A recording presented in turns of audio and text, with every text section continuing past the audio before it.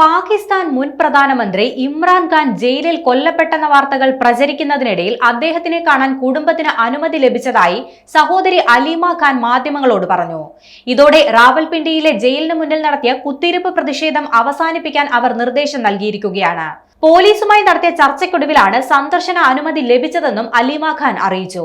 പ്രതിഷേധം നടന്നയിടത്താണ് പോലീസുമായി ചർച്ച നടത്തിയതെന്നും ഇന്നും അടുത്ത ചൊവ്വാഴ്ചയും ഇമ്രാനെ കാണാനുള്ള അനുമതിയാണ് കുടുംബത്തിന് ലഭിച്ചിരിക്കുന്നതെന്നുമാണ് അലീമ അറിയിച്ചത്. ഇതോടെ പ്രതിഷേധക്കാർ സമാധാനമായി പിരിഞ്ഞുപോയി. അതേസമയം പ്രതിഷേധത്തിനിടയിൽ ഇമ്രാൻഖാന്റെ സഹോദരിമാരെ പോലീസ് ഉപദ്രവിച്ചെന്ന ആരോപണമുയർന്നു. ജയിലിൽ കഴിയുന്ന സഹോദരനെ കാണണമെന്ന് ആവശ്യപ്പെട്ടതാണ് ഉപദ്രവിക്കാൻ കാരണമെന്ന് ഖാന്റെ സഹോദരിമാർ പറയുന്നുണ്ട്. നോറീൻ ഖാൻ, അലീമ ഖാൻ, ഉസ്മ ഖാൻ എന്നിവരാണ് തങ്ങളെയും റാവൽപിണ്ടി അദിയാലോ ജയിലിന് മുന്നിൽ തടിച്ചുകൂടിയ പാകിസ്ഥാൻ തെഹ്രിക് ഇൻസാഫ് പ്രവർത്തകരെയും പോലീസ് ആക്രമിച്ചുമെന്ന് ആരോപിച്ചത്.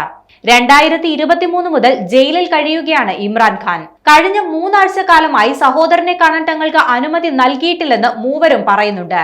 പിന്നാലെ നടന്ന ചർച്ചയിലാണ് കാണാനുള്ള അനുമതി ലഭിച്ചത്. PTI പ്രവർത്തകരും ഖാന്റെ സഹോദരിമാരും ജയിലിന് പുറത്തിരുന്ന് പ്രതിഷേധിക്കുമ്പോഴായിരുന്നു പോലീസ് ഇവരുടെ നേരെ ആക്രമണം അഴിച്ചുവിട്ടതെന്നാണ് റിപ്പോർട്ട്. ഇമ്രാൻഖാനെ ഏകാന്ത തടവിലാണ് പാർപ്പിച്ചിരിക്കുന്നതെന്നും അദ്ദേഹത്തിനോട് കാട്ടുന്നത് അനീതിയാണെന്നും സഹോദരിമാർ ആരോപിക്കുന്നുണ്ട്.